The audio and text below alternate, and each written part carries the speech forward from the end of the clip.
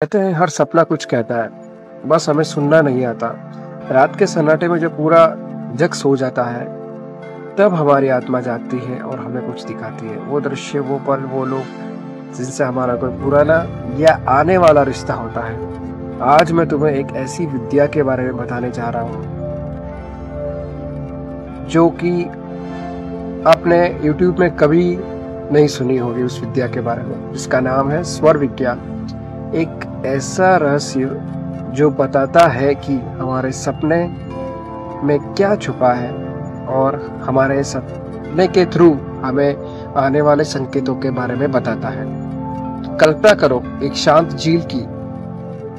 दिन भर हवाएं चलती रहती है और झील की सतह लहरों से भरी रहती है, लेकिन जैसे ही रात आती है हवा थम जाती है, पानी स्थिर हो जाता है। अब सोचो, झील के तल में जो चीजें छुपी थी वो धीरे धीरे ऊपर आने लगती है। कभी कोई कमल का फूल, कभी कोई टूटी डाली, कभी कोई चमकता पत्थर। हमारा मन भी कुछ ऐसा ही है। दिन में जब हम काम, तनाव और विचार में उलझते हैं तो हमारा मन का तालाब अशांत रहता है, पर रात होते ही जब हम नींद में उतरते हैं वो स्थिर हो जाता है और भीतर से गहरे तल में छिपे विचार, इच्छाएं, यहाँ तक कि पिछले जन्म के संस्कार धीरे धीरे ऊपर आने लगते हैं। इन्हीं को हम सपने कहते हैं। अब सवाल उठता है, सपने में कौन सा संकेत सच्चा है और कौन सा व्यर्थ।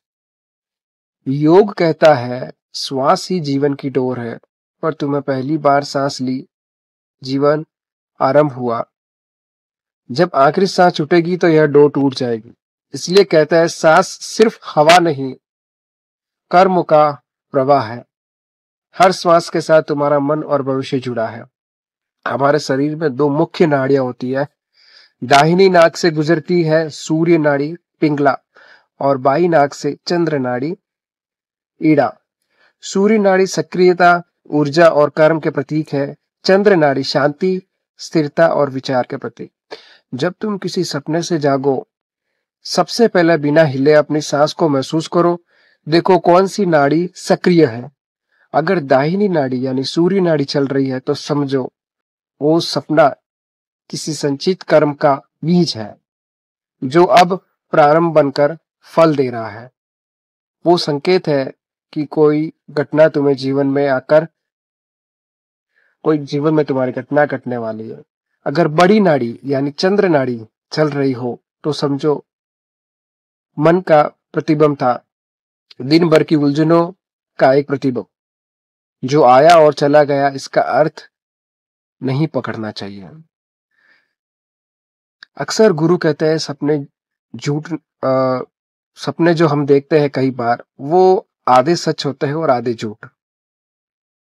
एक बार एक साधक ने बताया, उसे रात में सपना आया कि वो सुनसान स्टेशन पर खड़ा है, ट्रेन आती है पर वो उसे पकड़ नहीं पाता। सुबह उसने देखा सूर्य नाड़ी चल रही थी।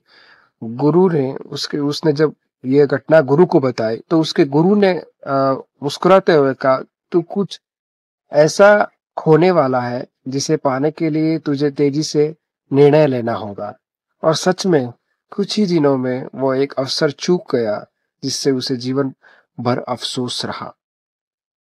एक और व्यक्ति ने कहा, उसे सपने में बहुत सारा पानी दिखा, सब बह रहा था, घर डूब गया था, वो अकेला ऊपर बैठा था। यह बात जब उसने अपने गुरु को बताई तो उनके गुरु ने कहा, यह कोई बाहरी परिवर्तन का संकेत है, कोई ऐसी लहर जो तेरे स्थिरता को हिलाएगी। डरना मत, तुम तैयार रहना। कुछ हफ्ते बाद उसके व्यवसाय में बदलाव आया, पर क्योंकि वो तैयार था तो संकट को अवसर में उसने बदल दिया। सपने कभी सीधे नहीं बोलते, वो प्रतीकों में बात करते हैं। ट्रेन का मतलब मौका, पानी का मतलब भावना, आग का मतलब परिवर्तन और उड़ना मतलब आजादी चाह। लेकिन असली रहस्य यह है कि कौन सी सांस चल रही थी जब तुम जागे थे। वहीं से पता चलेगा कि वो सपना कर्म का संदेश था या सिर्फ मन का भ्रम।